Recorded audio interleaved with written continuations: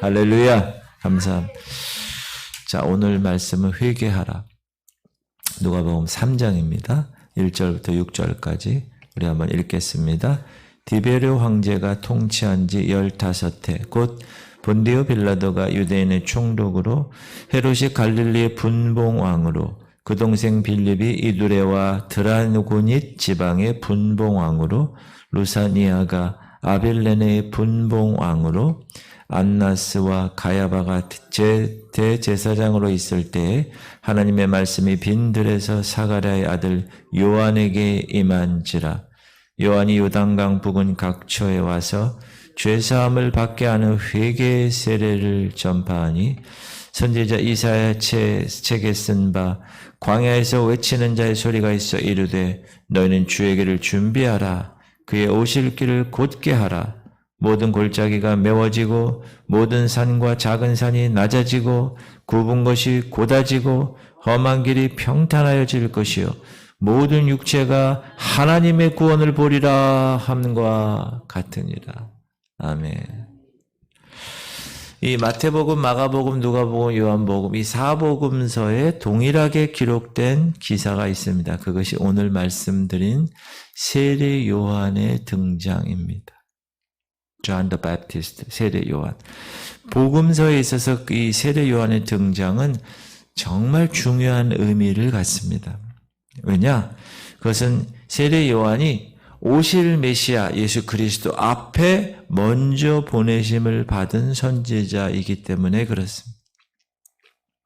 세례 요한은 이미 이사야를 통하여서 예언되어 있고 또 말라기 선지자를 통하여서 그의 선지자적인 사명이 예언되어 있습니다. 말라기를 먼저 보면 보라 여호와의 크고 두려운 날이 이르기 전에 내가 선지자 엘리야를 너에게 보내리니 그가 아버지의 마음을 자녀에게로 돌이키게 하고 자녀들의 마음을 그들의 아버지에게로 돌이키게 하리라.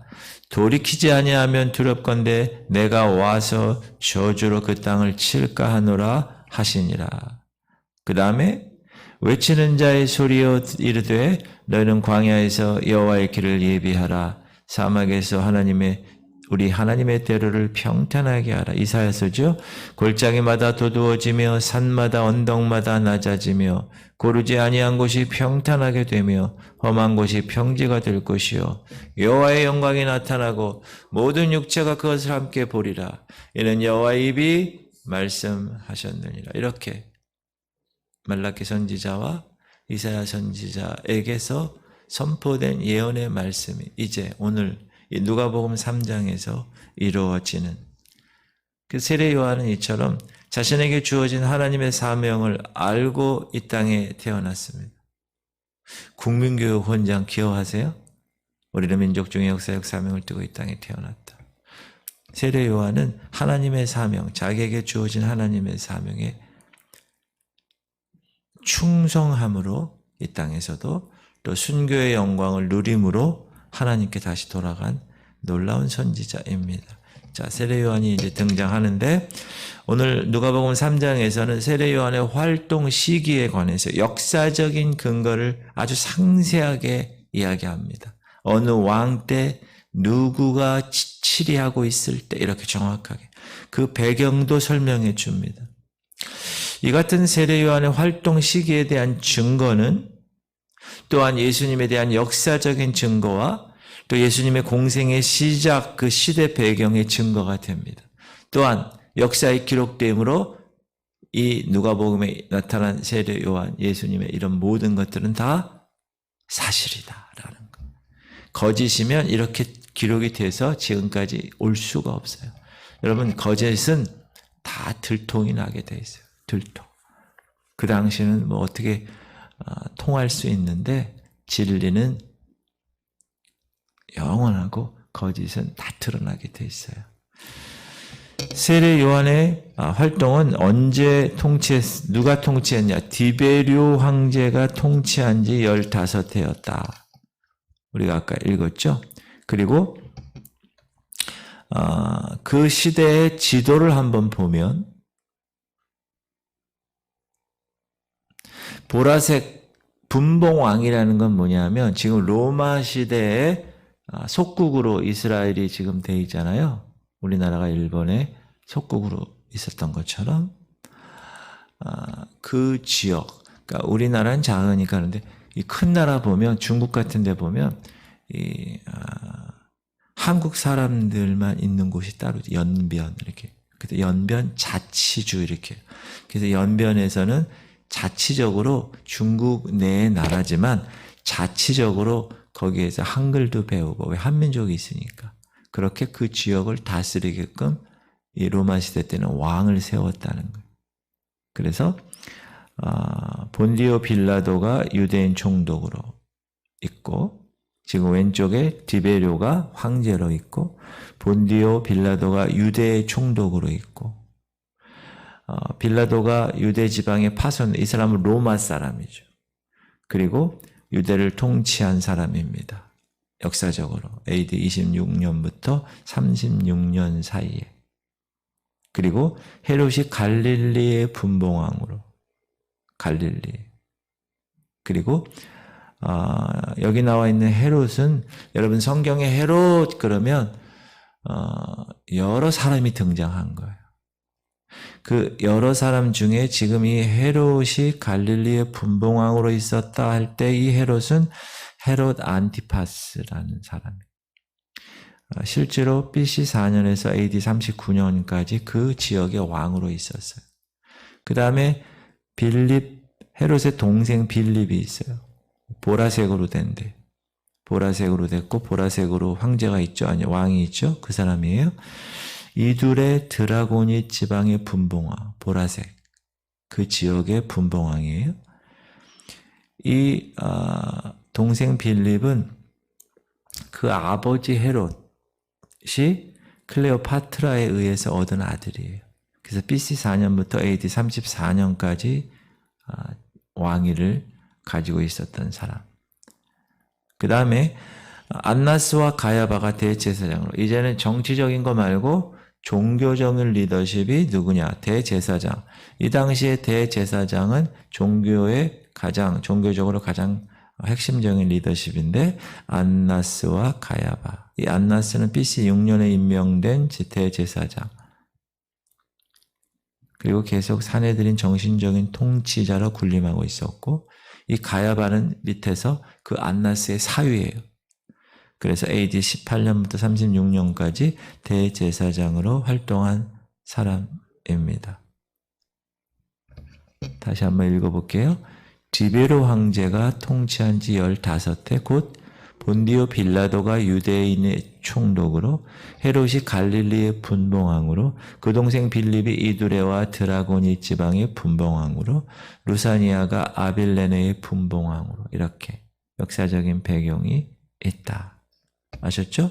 그래서 이렇게 여러분이 보시고 요 지역은 요 사람이 저 지역은 저 사람이 다스렸구나. 이렇게 여러분이 알고 계시면 훨씬 더 항상 지명이 나오면 지도를 보셔야 됩니다. 성경에서. 그리고 이스라엘의 언어가 나오면 이게 인명인지 지명인지 먼저 찾으셔야 돼요. 어떤 사람 지명을 인명으로 알고 있으면 안 돼. 강원도 원주 그런데 사람 원주인가 이러면 안 되는. 자, 이 같은 역사적인 배경 속에서 세례 요한이 메시아의 예언자로 등장하는데 광야의 외치는 자의 소리 이렇게 이야기합니다. 하나님의 말씀이 도시에 있지 않고 광야, 빈들에 사가랴의 아들 요한에게 임했다. 2절 하반절 보면 하나님의 말씀이 빈들에서 사가랴의 아들 요한에게 임한지라. 하나님의 말씀이 임했다. 이것은 어떤 사람에게 하나님의 말씀이 임했다. 여러분 구약에 보면 선지자들 중에 그런 사람들이 너무나 많잖아요. 그것은 뭐죠? 선지자적 사명을 하나님이 허락했다. 그 뜻이에요. 그러니까 지금은 사가랴의 아들 요한에게 하나님의 말씀이 임했다. The word of God. 하나님의 말씀이 임했다는 거예요. 그 사람에게. 하나님께서는 선지자의 사명을 부여하실 때 반드시 그에게 하나님의 말씀을 주십니다. 선지자는 꿈이나 환상이나 이적과 기사를 보이는 사람을 가리키는 게 아니라 꿈과 이적은 어떤 때는 하나님께서 미혹의 도구로 유혹의 도구로 쓰실 때도 있어요. 그래서 영분별을 참 잘해야 됩니다. 잘 보세요. 너희 중에 선지자나 꿈꾸는 자가 일어나서 이적과 기사를 네게 보이고 그가 네게 말한 그 이적과 기사가 이루어지고 너희가 알지 못하던 다른 신들을 우리가 따라 섬기자고 말할지라도, 이 말은 뭐죠? 선지자들 중에서, 거짓 선지자들 중에서 이적과 기사를 낸다는 거예요. 거기에 미혹되면 안 된다는 거예요. 너는 그 선지자나 꿈꾸는 자의 말을 청종하지 말라. 이는 너희 하나님 여호와께서 너희가 마음을 다하고 뜻을 다하여 너희 하나님 여호와를 사랑하는 여부를 알려하사 너희를 시험하심이니라. 그러니까 여러분, 너무 기적 좋아하고 너무 이적 좋아해가지고 이상한 데 가가지고 기도받고 이상하게 되면 되지 않습니다. 조심하라고 그랬어요. 그래서 꿈 이야기나 이적을 따르는 신앙은 조심스럽게 받아들여야 합니다. 하나님께서 선지자에게 말씀을 주실 때는 반드시 무엇을 전하라 라는 분명한 메시지가 있어요. 분명한 메시지.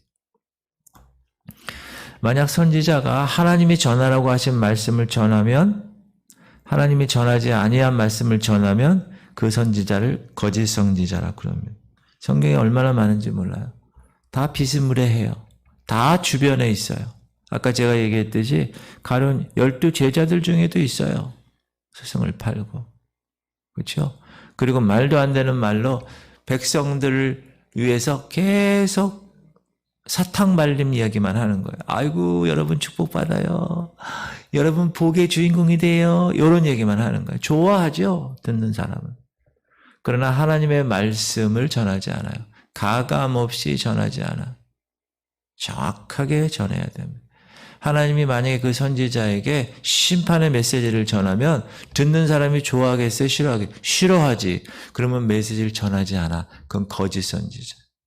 심판의 메시지를 하나님이 전하게 하면 반드시 전해야 돼요. 듣든지 아니 듣든지 전해야 됩니다. 그게 선지자의 사명이에요. 그런데 요한에게 있어서는 하나님이 어떻게 사명을 허락하시냐. 세례 요한이 받은 선지자의 사명은 죄사함을 얻게 하는 회개의 세례입니다. 다시, 죄사함을 얻게 하는 회개의 세례입니다. 자, 요한이 요단강 부근 각처에 와서 죄사함을 받게 하는 회개의 세례를 선포한. 여러분, 이 회개와 이 세례는 같이 가는 거예요. 뗄 수가 없는 관계예요.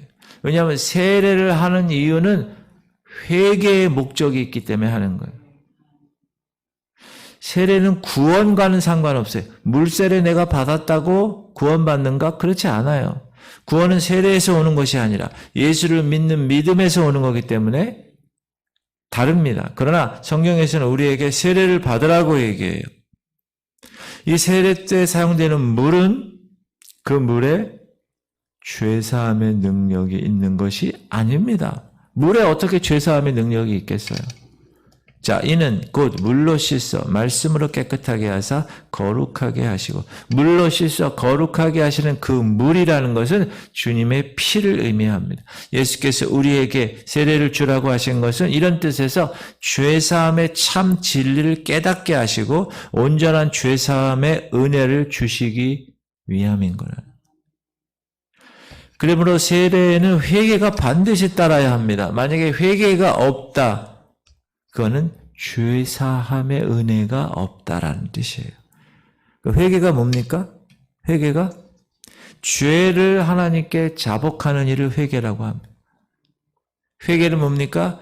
죄를 자복한 것뿐만 아니라 죄에서 다시 유턴해서 돌아가는 거예요. 이게 회개에 합당한 열매예요. 입술로 회개는 했는데 옛 생활 그대로, 세상의 모든 악한 습관 그대로 살아간다? 그건 회개한 사람이 아니에요. 회개했다? 그건 반드시 유턴해서 죄에서 돌이켜야 됩니다. 양심의 악을 깨닫고 내 삶을 깨닫고 이러면 안 되지. 그리고 하나님을 향하여 찾아가는 것, 그것이 회개입니다. 그것이 우리가 얘기하는 회개에 합당한 열매라는 거예요. 8절. 그러므로 회개에 합당한 열매를 맺고, 회개했으면 회개한 후의 모습이 회개 전의 모습과 다른 확실한 삶이 나타나야 진정한 회개를 한 것입니다. 말로만 생각으로만 회개하고 삶은 예전 모습 그대로다. 그건 진정한 회개가 아니에요. 죄에서 돌이켜야 되는 거예요. 유턴해야 돼요. 운전하러 갈 때 남자들의 이 잘못된 게 뭐냐 하면 분명히 잘못된 길을 가는데도 아니야, 일로 가면 갈 수 있어, 이렇게 하는 사람이 있어요. 안 돼. 유턴해야 돼. 유턴. 다시 원위치 가야 돼. 그래야 시간 절약, 연료 절약, 모든 게 절약됩니다. 이처럼 세례 요한은 회개의 세례를 통해서 죄사함을 얻게 하려는 하나님의 메시지를 받고 요단강 들판의 광야에 탁 등장했고, 그리고 그 말씀에 놀라운 능력이 있어서 사람들이 도시를 떠나서 그 빈들 광야에 왔다는 거예요. 그리고 그 빈들에서 하나님의 메시지를 받았다는 거예요.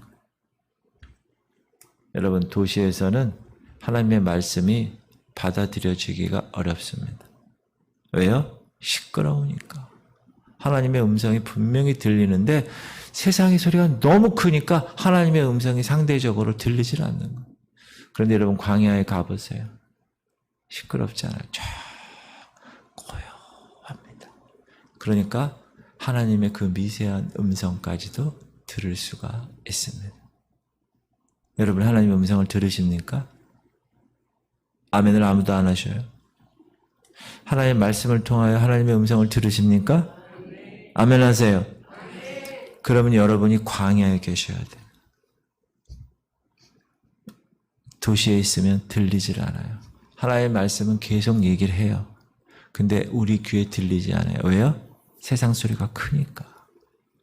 지금은 라디오 잘 안 듣는데 옛날에 저 어렸을 때 라디오를 FM 라디오를 들으면 93.1MHz를 딱 주파수를 맞춰야 라디오가 들리는. 분명히 KBS 제1FM 방송에서 송신을 해요. 소리가 나온다고. 근데 내가 갖고 있는 수신기, 내가 그거를 주파수를 안 맞추면 안 들려. 들을 수가 없어요. 주파수를 맞춰야 돼요. 하나님은 오늘도 여러분에게 말씀하고 계세요. 근데 여러분의 주파수가 하나님과 관계가 안 돼. 그럼 들려요, 안 들려요? 안 들려요. 아무리 하나님 말씀하셔도 들리질 않으니 순종하지 않고 맨날 그 모양 그 꼴이 되는 거예요. 그래서 신앙생활 하는 사람들 중에. 여러분, 그러면 되지 않습니다. 여러분, 그게 주파수 맞추는 게 뭐예요? 하나님 말씀을 계속 만지고 펴고 듣고 암송하고 선포하고, 또 주파수 맞추는 게 뭐예요? 기도하는 거예요. 매일 전에는 하나님과의 관계가 설정돼야 주파수가 맞춰지고, 그래야 음성이 들리지. 누가는 이 같은 세례 요한의 선지자적 사역이 그때 갑자기 나타난 게 아니라 하나님의 이끄심에 의해서 선지자 이사야로 예언하신 바, 말라기 선지자로 예언하신 바, 그 예언의 성취임을 오늘 본문을 통하여서 소개하고 있는 것입니다. 특별히 이사야는 세례 요한을 뭐라고 등장시키죠? 광야에 외치는 자의 소리. 그래서 그는 광야에서 하나님의 말씀을 외칩니다. 그가 외치는 하나님 말씀의 메시지의 핵심이 뭡니까? 모든 육체가 하나님의 구원을 보리라. 그 얘기 전에 뭐예요? 회개하라. 천국이 가까웠다. 회개하고 하나님께로 그 죄 문제가 해결되면 모든 육체가 하나님의 구원을 보리라. 시작. 모든 육체가 하나님의 구원하심을 보리라 함과 같으니라. 모든 육체가 하나님의 구원하심을 보기 위해서 너희는 그 길을 예배하라는 거예요. 저와 여러분은 그 길을 예배하고 계십니까? 그 길이 뭐예요? 주의 길을 예배하는 그 길은 바로 회개의 세례를 얘기하는 거예요. 그래서 그 길을 우리가 예배하는 거예요. 어떻게? 이렇게 구부러진 길을 평탄케 피는 거예요. 그게 우리의 할 일이다. 선지자 이사야 책에 쓴 바, 광야에서 외치는 자의 소리가 있어 이르되 너희는 주의 길을 준비하라. 그의 오실 길을 곧게 하라. straight, 이 구부러진 길을 스트레이트 해라. 모든 골짜기가 메워지고 모든 산과 작은 산이 낮아지고 굽은 것이 곧아지고 험한 길이 평탄하여질 것이요.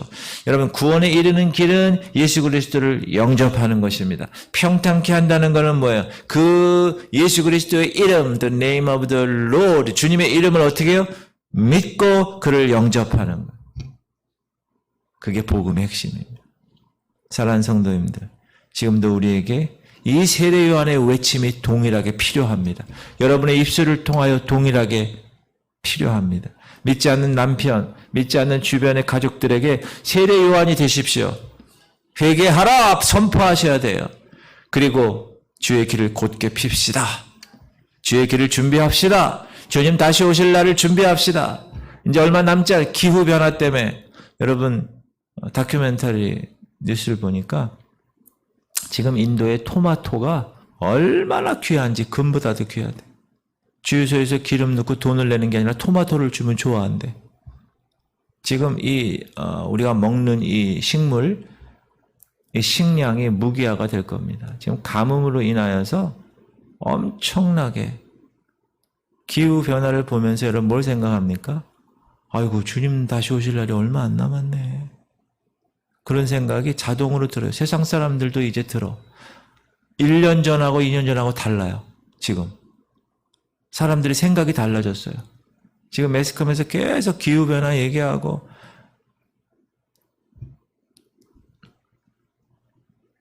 우리는 세례 요한처럼 하나님의 이 시간표를 잘 분별하여서 주님 다시 오실 날을 여러분의 입을 통하여 선포하시는 회개하라 천국이 가까웠느니 세례 요한들이 되시기를 주 이름으로 축원합니다. 자,